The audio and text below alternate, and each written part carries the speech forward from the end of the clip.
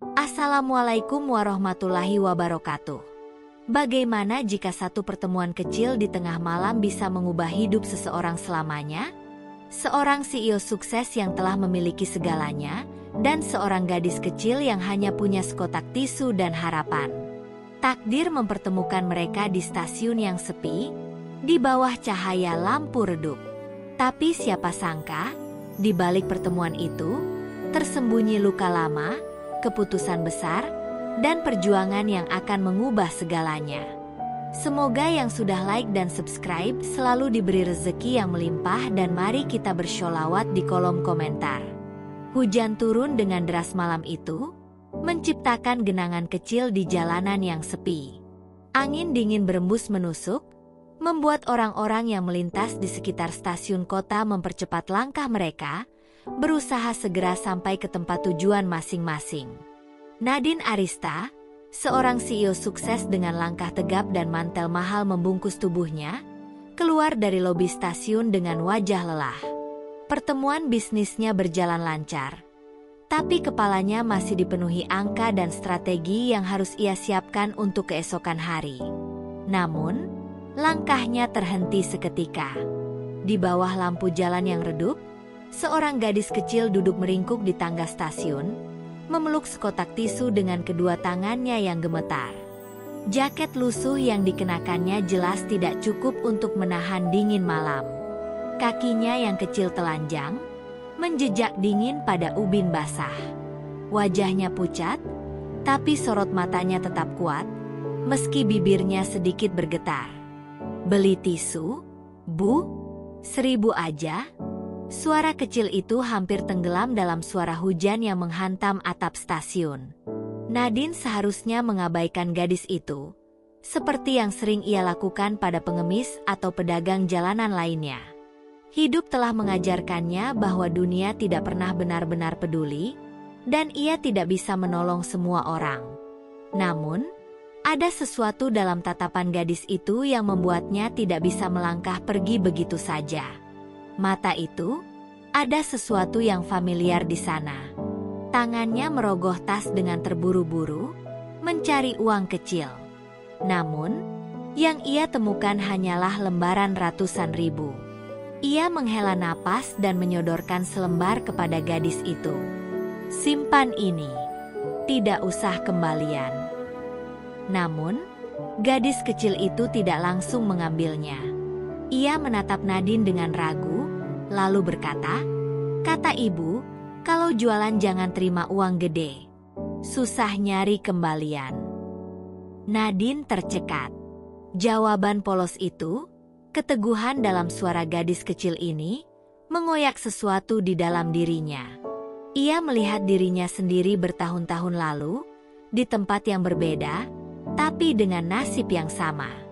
Ia tahu persis bagaimana rasanya menjual sesuatu di jalanan, bukan karena ingin, tapi karena harus.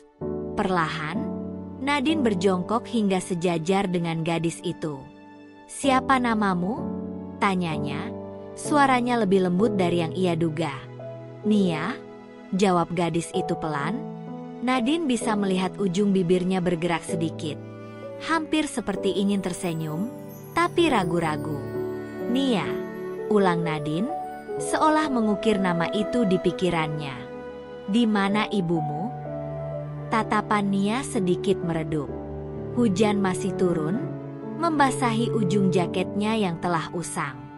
"Ibu lagi di rumah sakit. Udah lama di sana. Aku harus jualan biar bisa bayar obat." Jantung Nadine berdebar tak karuan. Seluruh dunia seakan berhenti berputar.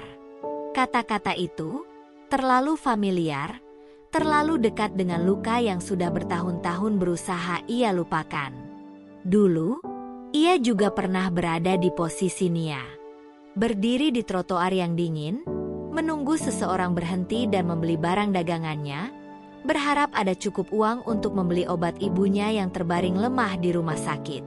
Tapi bantuan tak pernah datang, dan pada akhirnya, ibunya pergi meninggalkan dunia ini, meninggalkan seorang gadis kecil sendirian di dunia yang kejam. Hujan semakin deras. Nadine menatap mata Nia yang penuh harapan.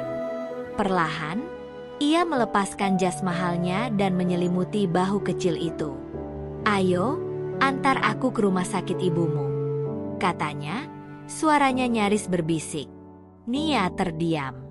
Matanya membesar, seolah tidak percaya dengan apa yang ia dengar. Namun, dalam tatapan itu, Nadine bisa melihat sesuatu yang dulu ia harapkan dari seseorang. Sebuah harapan bahwa mungkin, kali ini, ada seseorang yang peduli. Mobil Nadine melaju di antara jalanan kota yang basah, menembus gelapnya malam yang diwarnai lampu-lampu jalan redup. Nia duduk di kursi penumpang, tubuhnya kecil tenggelam di balik mantel Nadine yang terlalu besar untuknya. Kedua tangannya tetap menggenggam erat kotak tisu. Seakan itu adalah satu-satunya hal yang bisa ia andalkan di dunia ini. Matanya menatap keluar jendela, tapi sesekali melirik ke arah Nadine dengan hati-hati, seolah masih ragu apakah wanita itu benar-benar bisa dipercaya. Di dalam mobil yang senyap, hanya suara rintik hujan yang terdengar.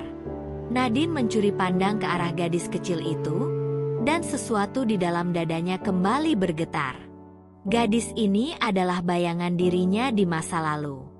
Dulu, ia juga pernah duduk di mobil orang asing, dengan perasaan waspada sekaligus putus asa.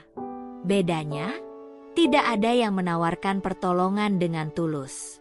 Orang-orang hanya memberi seperlunya, cukup untuk menenangkan hati nurani mereka, lalu pergi tanpa pernah benar-benar peduli. "Ibumu sudah lama sakit?" tanya Nadine, akhirnya memecah kesunyian. Nia mengangguk pelan. "Udah hampir setahun. Kata dokter, ginjal ibu rusak. Ibu harus sering ke rumah sakit, tapi sekarang kami udah nggak punya uang lagi." Suaranya kecil, tapi ada keteguhan yang membuat hati Nadine semakin sesak. Nadine menggenggam setir erat-erat. "Gagal ginjal." Kata itu menusuk ke dalam pikirannya seperti belati. Dulu, ibunya juga mengalami hal yang sama. Ia masih ingat bagaimana ibunya terbaring lemah di rumah sakit. Tubuhnya semakin kurus setiap hari, dan bagaimana akhirnya mereka harus berhenti berobat karena sudah tidak ada lagi uang yang tersisa. "Ayahmu kemana?" Nadine bertanya, meski ia hampir bisa menebak jawabannya. Nia menundukkan kepala. "Ayah pergi waktu aku masih kecil. Katanya dia nggak mau punya keluarga yang banyak utang." Dada Nadine terasa semakin sesak. Orang-orang seperti ayah Nia bukanlah hal yang asing baginya. Ayahnya juga pergi dengan alasan yang hampir sama, meninggalkan mereka dalam keterpurukan, seolah ibu dan dirinya hanyalah beban yang bisa dibuang begitu saja. Lalu, siapa yang menjaga kamu kalau ibumu di rumah sakit? Nia mengangkat bahunya kecil. "Kadang Bu RT suka bawain makan. Tapi, aku nggak bisa terus minta tolong. Aku harus jualan." Jawaban itu membuat Nadine terdiam. Ia memandang wajah kecil itu, yang meskipun masih anak-anak, sudah menanggung beban yang seharusnya tidak perlu ia pikul. Hidup memang tidak pernah adil, terutama bagi mereka yang lahir dalam kemiskinan. Mobil akhirnya berhenti di depan rumah sakit kecil yang tampak lusuh. Lampu-lampunya redup, dan di balik kaca jendela yang berembun, terlihat beberapa pasien berbaring dalam kamar yang sempit. Nadine menghela napas sebelum membuka pintu dan turun. Sementara Nia dengan sigap melompat dari mobil dan berlari kecil ke arah pintu rumah sakit. Mereka berjalan melewati lorong-lorong sempit dengan lantai yang sudah mulai retak. Udara di dalamnya lembab, bercampur dengan bau obat-obatan yang menusuk hidung. Langkah kaki Nadine terasa berat, seolah setiap langkah membawa kenangan yang ingin ia lupakan. Di salah satu ruangan kecil dengan cahaya lampu kuning yang temaram, seorang wanita terbaring lemah. Wajahnya pucat, napasnya tersengal, dan lengannya dipenuhi jarum infus. Namun, begitu melihat Nia masuk, senyum samar muncul di bibirnya. "Kamu sudah pulang, Nak?" Suaranya hampir seperti bisikan. Nadine berdiri di ambang pintu, dadanya sesak melihat pemandangan itu. Ini dirinya bertahun-tahun lalu.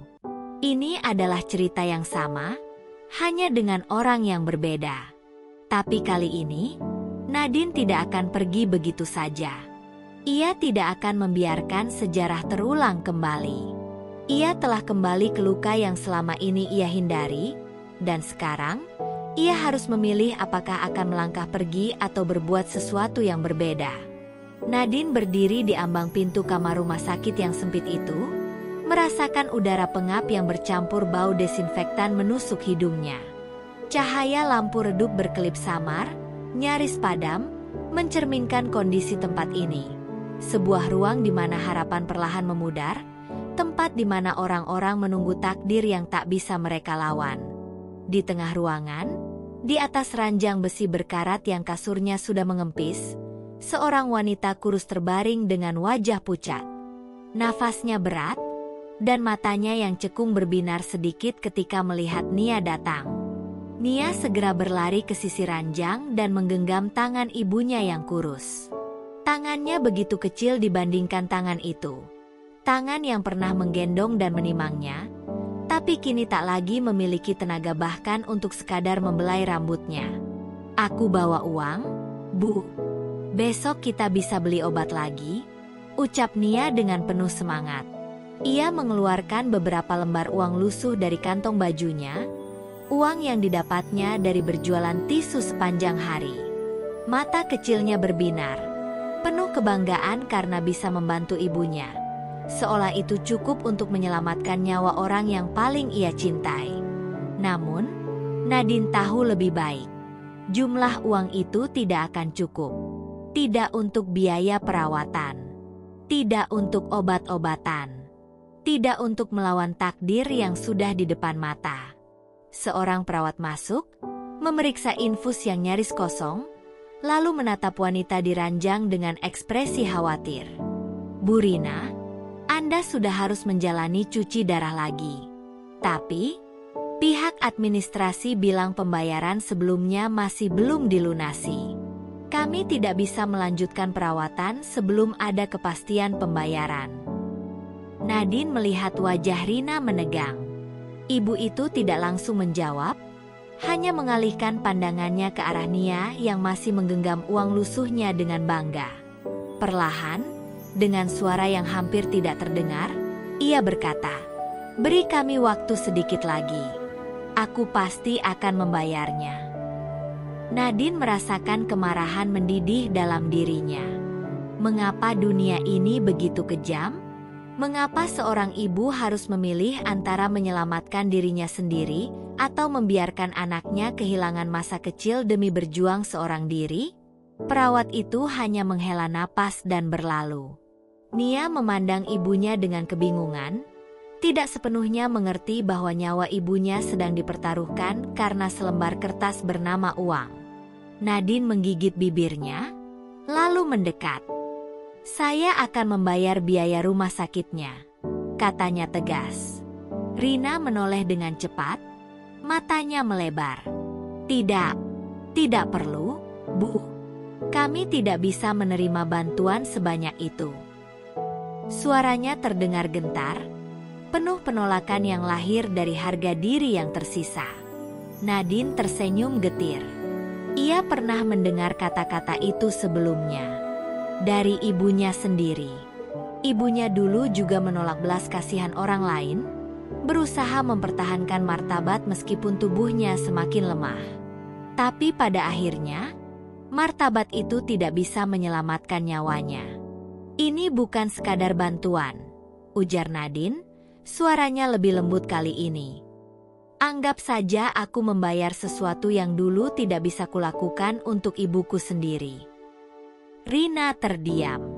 Ada sesuatu dalam tatapan Nadine yang membuatnya mengerti bahwa ini bukan sekadar kebaikan seorang asing, tapi juga usaha seseorang untuk menebus kesalahan yang sudah terjadi di masa lalu.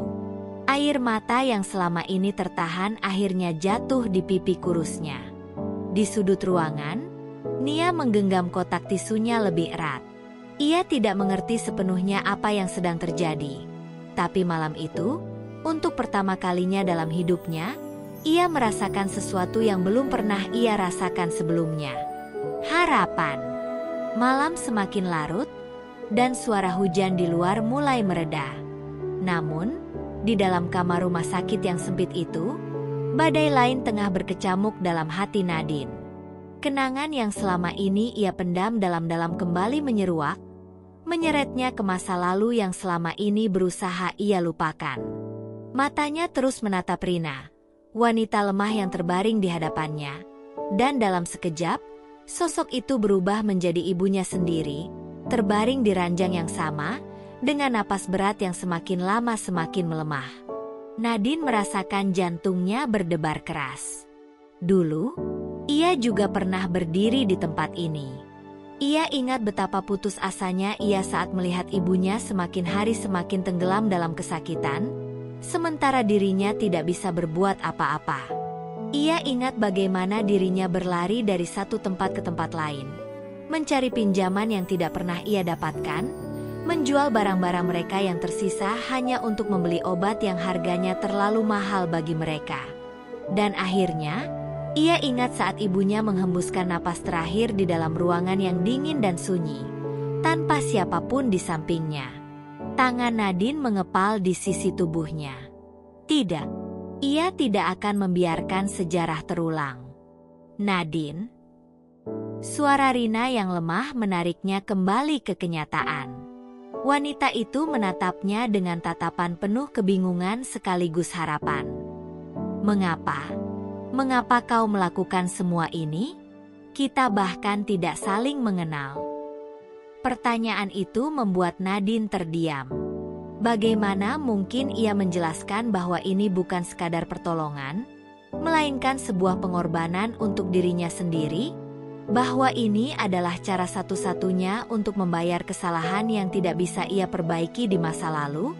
Ia menatap Rina sejenak, lalu menoleh ke arah Nia, yang kini tertidur di kursi dengan kepala bersandar di kotak tisunya.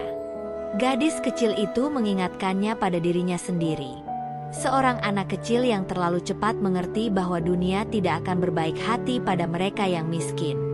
Aku hanya ingin membantu, jawab Nadine akhirnya, suaranya lirih. Tolong izinkan aku melakukannya. Mata Rina berkaca-kaca. Ia ingin menolak, tapi ia tahu bahwa dirinya tidak punya pilihan. Tubuhnya sudah terlalu lemah, tenaganya sudah terkuras, dan ia tahu jika ia terus bersikeras, mungkin ia tidak akan bertahan lebih lama. Perlahan, ia mengangguk, meskipun air mata mengalir di pipinya. Terima kasih. Suaranya hampir tak terdengar. Nadine menghela napas panjang, mencoba menenangkan emosinya sendiri. Ia kemudian meraih ponselnya dan menghubungi asisten pribadinya. Aku butuh kau mengurus pembayaran rumah sakit sekarang juga. Jangan ada yang tertunda. Setelah menutup telepon, Nadine melirik ke arah Nia yang masih tertidur pulas. Gadis itu pasti sangat lelah setelah seharian berjualan tisu di jalanan. Mata kecil itu mungkin sering melihat kejamnya dunia, tapi ia tetap bertahan, tetap berjuang. Nadine merasakan sesuatu yang selama ini tak pernah ia izinkan tumbuh dalam dirinya. Sebuah perasaan yang hampir ia lupakan. Keinginan untuk melindungi seseorang. Perlahan, ia meraih selimut tipis yang terlipat di ujung ranjang, lalu menyelimuti tubuh kecil Nia dengan lembut. Tangannya sedikit gemetar saat melakukannya. Seolah-olah ini adalah pertama kalinya dalam hidupnya ia benar-benar menunjukkan kasih sayang pada seseorang yang bukan bagian dari bisnisnya, bukan bagian dari hidup mewah yang selama ini ia bangun. Saat itu, ia sadar, ini bukan hanya tentang membantu Nia dan ibunya. Ini juga tentang dirinya sendiri. Tentang seorang Nadine yang dulu pernah rapuh, yang kehilangan seseorang yang paling ia cintai karena tak ada yang mau menolong mereka. Kini, ia memiliki kesempatan untuk mengubah segalanya. Bukan untuk ibunya yang sudah tiada, tetapi untuk seorang gadis kecil yang masih memiliki harapan. Malam berlalu dalam keheningan, Hanya suara detak mesin infus dan tarikan napas lemah Rina yang memenuhi ruangan. Nadine masih duduk di kursi di sudut kamar, matanya menatap kosong ke arah langit-langit. Untuk pertama kalinya dalam hidupnya yang kini bergelimang kesuksesan, ia merasa takut. Takut bahwa semua yang ia lakukan tetap tidak akan cukup. Takut bahwa, meskipun ia memiliki semua uang di dunia, ia tetap tidak bisa mengalahkan waktu. Di kursi di sebelah ranjang, Nia masih tertidur. Tubuh kecilnya meringkuk dengan kotak tisu yang tetap ia peluk erat. Ia bahkan tidur dengan cara yang waspada, seolah takut sewaktu-waktu seseorang akan merampas satu-satunya hal yang ia miliki. Nadine merasakan hatinya semakin berat. Gadis sekecil ini seharusnya tidak perlu memahami kerasnya hidup secepat ini. Pintu kamar rumah sakit terbuka pelan, dan seorang dokter masuk dengan wajah penuh pertimbangan. Nadine langsung berdiri, menunggu kabar yang mungkin akan mengubah segalanya. Ia sudah siap dengan semua kemungkinan, tapi tidak siap dengan ketidakpastian. Dokter itu melirik ke arah Nia yang masih tertidur, lalu menatap Nadine dengan ekspresi serius. Kondisi Bu Rina semakin memburuk. Kami bisa terus memberinya obat penguat, tapi itu hanya akan menunda sesuatu yang tidak terhindarkan. Satu-satunya cara untuk benar-benar menyelamatkannya adalah dengan transplantasi ginjal. Kata-kata itu menghantam Nadine seperti pukulan di dada. Transplantasi ginjal. Ia tahu betapa rumitnya prosedur itu. Bukan hanya soal biaya, tetapi juga waktu dan ketersediaan donor yang sangat sulit didapatkan. Ia menelan ludah, mencoba menahan ketegangan yang mulai menjalar di tubuhnya. "Berapa lama kita punya waktu?" tanyanya dengan suara berat. Dokter menghela napas, lalu menatap Rina yang masih berbaring lemah. "Mungkin hitungan minggu. Mungkin kurang." Nadine mengepalkan tangannya. Dulu, ia tidak memiliki pilihan. Ibunya meninggal karena tidak ada yang datang menolong. Tapi sekarang, ia memiliki semua yang dibutuhkan untuk mengubah akhir dari kisah ini. "Aku akan menemukan donor." Suaranya tegas, tidak ada sedikit pun keraguan. "Aku akan membayar berapapun harganya.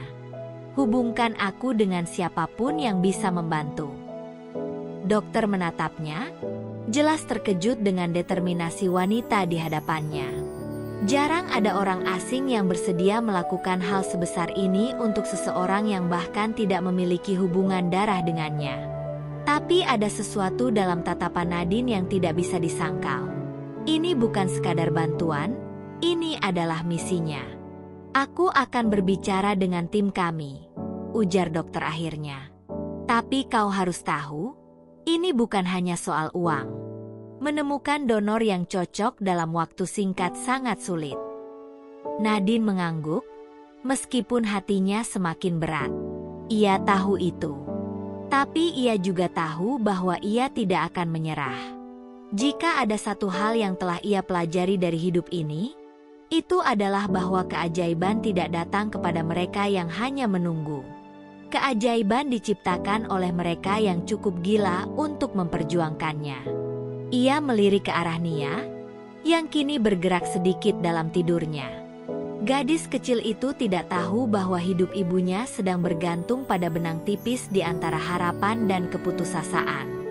Tapi Nadine berjanji dalam hati, ia tidak akan membiarkan gadis itu kehilangan ibunya seperti dirinya dulu.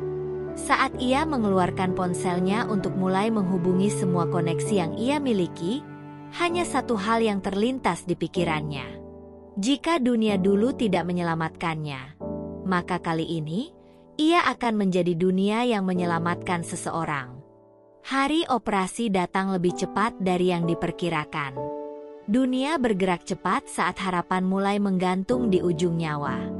Nadine telah mengerahkan seluruh jaringannya, menggunakan pengaruh dan kekayaannya untuk menemukan donor yang cocok. Dan mukjizat kecil itu datang dari seorang wanita tua yang memilih menyumbangkan ginjalnya setelah mendengar kisah Nia dan ibunya. Orang asing. Namun entah bagaimana, merasa terikat oleh penderitaan yang terlalu dalam untuk diabaikan. Bu Rina dibawa ke ruang operasi dengan tubuh yang begitu lemah, seolah hanya disangga oleh keajaiban yang ditanamkan Nadine ke dalam hidup mereka. Di ruang tunggu, Nia duduk menggenggam tangan Nadine. Tangannya kecil dan dingin, tapi cengkeramannya kuat. Ia belum sepenuhnya paham tentang operasi, ginjal, atau risiko kematian. Tapi ia tahu satu hal, ibunya sedang berjuang, dan wanita asing di sampingnya sedang mencoba menyelamatkan hidup mereka. Beberapa jam yang terasa seperti tahun akhirnya terlewati. Dokter keluar dengan senyum lelah di wajahnya. Operasi berhasil. Ginjalnya diterima tubuhnya dengan baik. Sekarang tinggal masa pemulihan. Nadine langsung menutup matanya, menahan air mata yang sudah menggenang. Di sebelahnya, Nia memeluk pinggangnya erat, dan untuk pertama kalinya, gadis kecil itu menangis.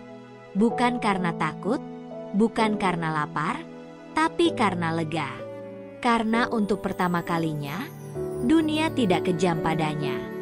Hari-hari berlalu, dan Bu Rina mulai bisa duduk dan tersenyum lagi. Nadine sering datang, tidak hanya sebagai penyelamat, tapi sebagai bagian dari hidup mereka. Di sela obrolan ringan dan gelak tawa kecil Nia, ada kehangatan yang perlahan mengisi ruang kosong dalam hati Nadine. Ruang yang dulu hampa sejak kepergian ibunya. Ia menemukan kembali sisi dirinya yang hilang.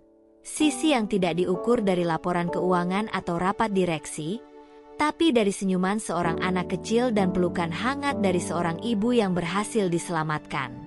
Suatu sore saat matahari mulai tenggelam, Nia menggambar di buku lusuh miliknya dan menunjukkan hasilnya pada Nadine. Gambar itu sederhana. 3 orang berdiri di bawah matahari, tersenyum. 2 di antaranya memegang tangan seorang gadis kecil. Di atas gambar itu tertulis, dengan ejaan yang belum sempurna, Ibu, aku, dan Tante Nadine. Nadine tidak bisa berkata apa-apa.